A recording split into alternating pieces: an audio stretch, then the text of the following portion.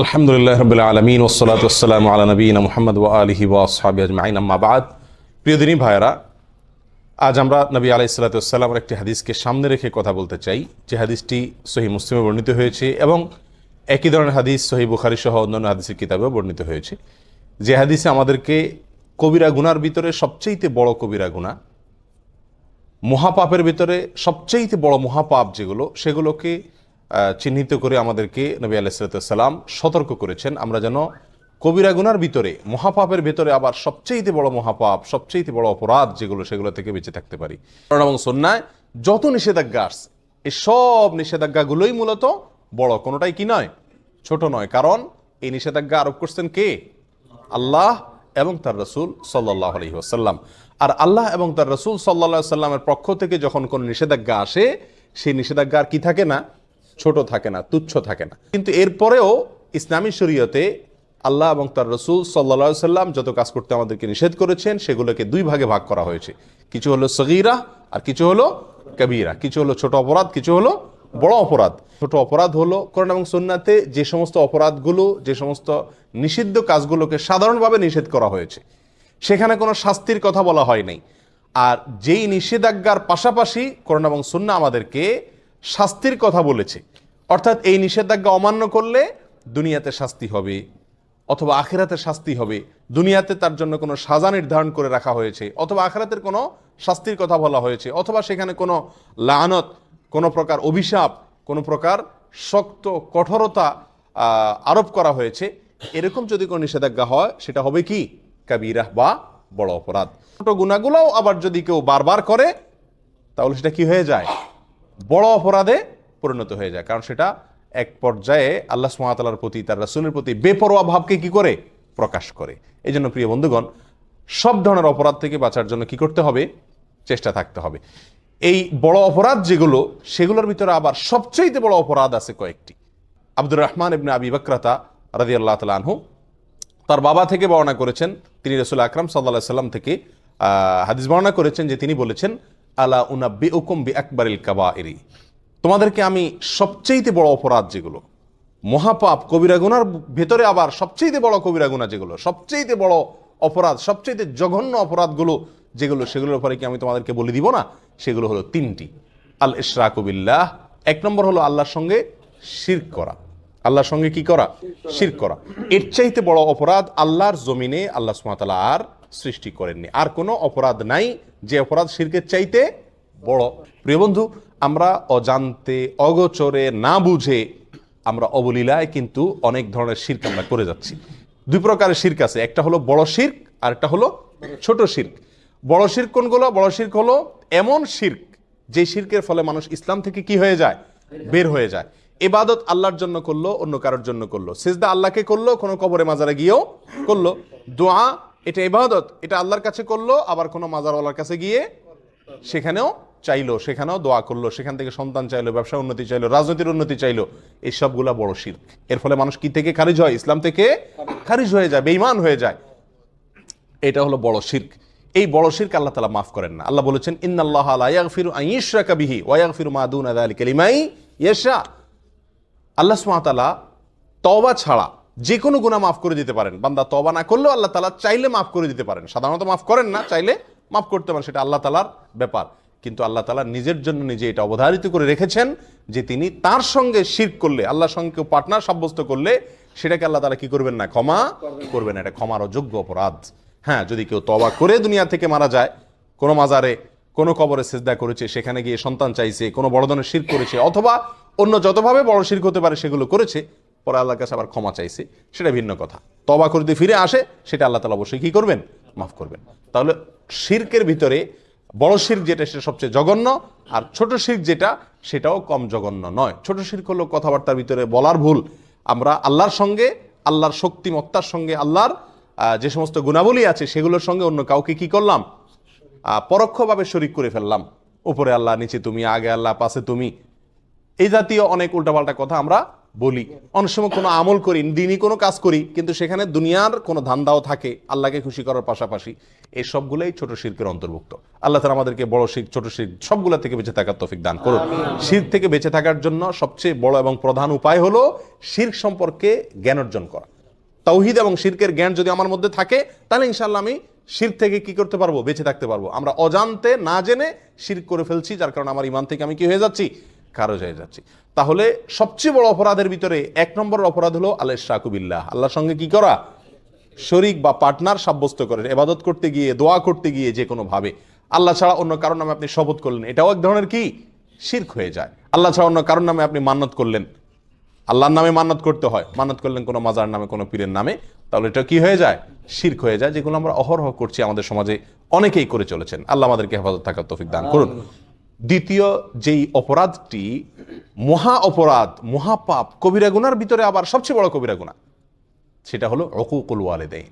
জঘন্য একটি বিষয় অহরহ আমরা অবলীলায় সবাই কম বেশ করে চলেছি, সেটা হলো মা বাবার অবাধ্যতা, নাফরমানি। মা বাবার কি করা? নাফরমানি করা। নবী আলাইহিস সালাতু ওয়াস সালাম একান্তে খাসভাবে তার অনেক সাহাবায়ে কেরামকে ওসিয়ত করে গেছেন। সাধারণ নসিহত না, ওসিয়ত কোনটা? মৃত্যুর আগ মুহূর্তে মানুষ একেবারে মনের গভীর থেকে, হৃদয় নিংড়ানো যে তপ্ত আহ্বান রেখে যায়, বাবা এই জিনিসটা করিও না, এটা করিও, এইগুলোকে বলা হয় সাধারণত কি? ওসিয়ত। নবী আলাইহিস সালাতু ওয়াস সালাম তার বিভিন্ন সাহাবায়ে কেরামকে ওসিয়ত করেছেন। ওসিয়ত শব্দ ব্যবহার করেছেন সাহাবায়ে কেরাম, যা আমাদেরকে রাসূল ওসিয়ত করেছেন মা বাবার নাফরমানি যেন আমরা না করি। যত বড় নির্দেশই করুক না কেন, মানতে আমার যতই কষ্ট হোক, মা বাবার নির্দেশ যেন আমরা লঙ্ঘন না করি। মনে যতই না বুঝুক, মনের সঙ্গে যুদ্ধ করে হলেও মা বাবার নির্দেশকে সবকিছুর উপরে দিয়ে রাখতে হবে। প্রিয় ভাইরা, কোরআনেও আল্লাহ সুবহানাহু ওয়া তাআলা আল্লাহর সঙ্গে আল্লাহর ইবাদত করতে হবে, আর কারোর সঙ্গে কি করা যাবে না? শিরিক করা যাবে না। এই নির্দেশের পরেই আল্লাহ বলেছেন ওয়াবিল ওয়ালিদাইনি ইহসানা, মা বাবার প্রতি সদাচরণ করতে হবে। মা বাবা যদি কোনো অন্যায় কাজ করতে বলে, আপনার স্ত্রীর প্রতি জুলুম করতে বলে, অবিচার করতে বলে, অত্যাচার করতে বলে, সেটা করার দরকার নেই, সেটা মানা যাবে না। আল্লাহর নির্দেশের বিরুদ্ধে যদি কিছু করতে বলেন, দায় রাখতে নিষেধ করেন, নামাজ পড়তে নিষেধ করেন, তাহলে সেগুলো মানা যাবে না। বাকি এছাড়া যত সাধারণ নির্দেশ আছে মা বাবার, সেগুলোকে সব কিছুর উপরে অগ্রাধিকার দিয়ে মানতে হবে। এবং এটা মানা, বিশেষ করে আমাদের দেশের মতো যে সমস্ত দেশে যৌথ ফ্যামিলি ব্যবস্থাপনা আছে, সেই সমস্ত সমাজে মা বাবার হুকুম মানতে গিয়ে অনেক ধরনের সমস্যা দেখা দেয়। তারা যদি অযৌক্তিক কোনো নির্দেশ করেন যেটা আপনার সাধ্যের বাহিরে, তো সেটা আপনার জন্য মানা জরুরি না, কিন্তু তাদের সাথে ব্যবহার খারাপ করা যাবে না। নিজের স্ত্রীকে বলে রাখতে হবে, বা যাদের কারণে মা বাবার হুকুম মানতে কষ্ট হয় তাদেরকে বলতে হবে, দেখো এই জায়গায় আমি দুর্বল, আমার কিচ্ছু করার নাই, এখানে তোমাকে সবর করতে হবে। এককালে তুমিও বুড়া হবা, তোমার সন্তানদের কাছেও তোমার নির্দেশ অযৌক্তিক মনে হবে। সেদিন যদি তাদের স্নেহ, তাদের ভালোবাসা পাইতে চাও, তো আজকে তুমি সবর করো। কথা বুঝে আসছে? আল্লাহ তাআলা আমাদেরকে তৌফিক দান করুন। তাহলে দ্বিতীয় বড় অপরাধ, বড় অপরাধের ভিতরে, মহাপাপের ভিতরে সবচেয়ে বড় মহাপাপ, শিরকের পরে দ্বিতীয়টা হলো মা বাবার কি করা? অবাধ্য হওয়া। আল্লাহ যাদেরকে মা বাপ দিয়েছেন, দুজনের একজন বেঁচে আছেন অথবা দুজন বেঁচে আছেন, আমরা তাদেরকে কি করব? ইনশাআল্লাহ সন্তুষ্ট রাখার চেষ্টা করব। সর্বোচ্চ চেষ্টা থাকবে তারা যেন আমার প্রতি অসন্তুষ্ট না হন। বারবার মাপ চাবো, বারবার মাপ চাবো, অন্যায় করবো আবার পায়ে ধরে মাপ চাবো। মা বাবার কাছে কখনো মানুষ কি হয় না? ছোট হয় না। যত পায়ে ধরি আমার মর্যাদা কমবে না, যত বরং তাদের পা যত ধরবো তত মর্যাদা বাড়বে। তাদের কাছে যত ক্ষমা চাইবো তত আল্লাহ আমার মর্যাদা উপরে উঠাবেন। দুনিয়াতেই বাড়বে, দেখবেন, চোখের সামনে দেখতে পাবেন, আখিরাতে তো বাড়বে ইনশাআল্লাহ। আল্লাহর এই জমিনে এই দুইটা লোক, মা বাবা, এদের সামনে আমি শক্ত হব না, এই জায়গায় আমি মাটি হয়ে যাব। আল্লাহ আমাদেরকে তৌফিক দান করুন। তৃতীয় যে অপরাধটি, সবচেয়ে বড় অপরাধ, কবিরা গুনার ভিতরে সবচেয়ে জঘন্য কবিরা গুনাহ, এটা হলো ওয়াশাহাদাতুজ জুর আও কাউলুজ জুর, মিথ্যা সাক্ষ্য দেওয়া। কি দেওয়া ভাই? মিথ্যা সাক্ষ্য দেওয়া। এই হাদিস বর্ণনাকারী সাহাবী বলছেন যে নবী আলাইহিস সালাম হেলান দিয়ে বসে কথাগুলো আমাদেরকে বলছিলেন। এই তৃতীয় নম্বর পয়েন্টটা বলতে গিয়ে নবী আলাইহিস সালাম হেলান থেকে উঠে বসলেন সোজা হয়ে, আর বারবার বলতেছিলেন ওয়াশাহাদাতুজ জুর, ওয়াশাহাদাতুজ জুর, ওয়াশাহাদাতুজ জুর।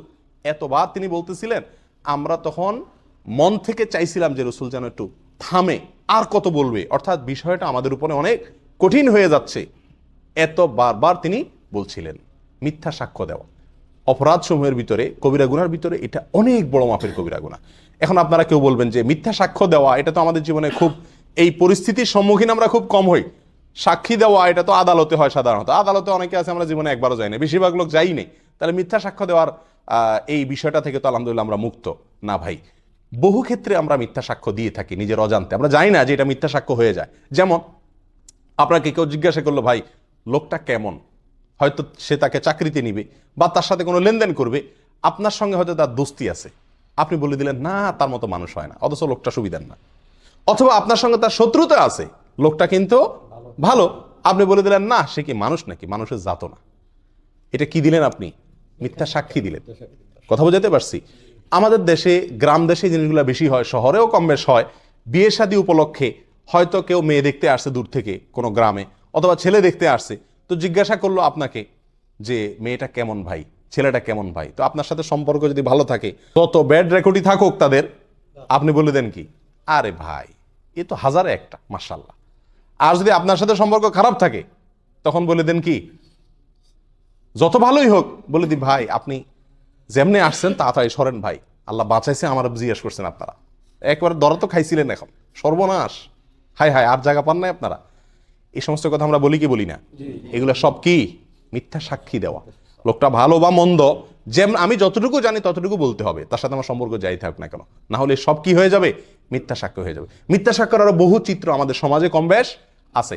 ছোটখাটো বেজালে, গন্ডগোলে, ফাসাদে, মারামারিতে, ঝগড়াঝাটিতে, বিচার অথবা মানে বিচারের মতো কোনো সালিশি যদি হয় বা এই জাতীয় কোনো মিউচুয়াল হয়, তো সেখানেও দেখা যায় আমি প্রত্যক্ষদর্শী, অনেক সময় আমি সাক্ষী দিতে চাই না, সাক্ষ্য দিতে চাই না। সাক্ষ্য দিতে না চাওয়া এটা একটা অপরাধ, আর মিথ্যা সাক্ষ্য দেওয়া, সাক্ষী দেওয়া, এটা কি অপরাধের ভিতরে, বড় অপরাধের ভিতরে মহা বড় অপরাধ। আল্লাহ তাআলা আমাদেরকে এই তিনও মহা বড় অপরাধ থেকে বেঁচে থাকার তৌফিক দান করুন। এরকম আরো বেশ কয়েকটা অপরাধকেও মহা বড় অপরাধ হিসাবে অন্যান্য হাদিসে সাব্যস্ত করা হয়েছে, শামিল করা হয়েছে। তার ভিতরে একটা হলো জেনা, জেনা করা, মানুষ হত্যা করা। আজকাল যে আমরা ভ্রূণ হত্যা করি, এটাকেও কোনো কোনো জায়গায় এরকম মস্ত বড় অপরাধ বা মহা বড় অপরাধ হিসাবে সাব্যস্ত করা হয়েছে। ভ্রূণ হত্যা অর্থাৎ সন্তান গর্ভে আসছে, আপনি সেখান থেকে কি করলেন, হত্যা করে দিলেন ওষুধ দিয়া অথবা বিভিন্ন প্রসেসের মাধ্যমে। এগুলো সবগুলো বড় অপরাধ। আল্লাহ তাআলা আমাদের সকলকে এই বড় অপরাধগুলো থেকে বেঁচে থাকার তৌফিক দান করুন। বিশেষ করে এই হাদিস থেকে আমরা যে তিনটি অপরাধের কথা জানলাম, শিরক করা, মা বাবার অবাধ্যতা এবং মিথ্যা সাক্ষ্য দেওয়া, এগুলো থেকে হাজার হাজার মাইল দূরে থাকার তৌফিক দান করুন। জাযাকুমুল্লাহ ওয়া আখিরু দাওয়ানা আলহামদুলিল্লাহি রাব্বিল আলামিন।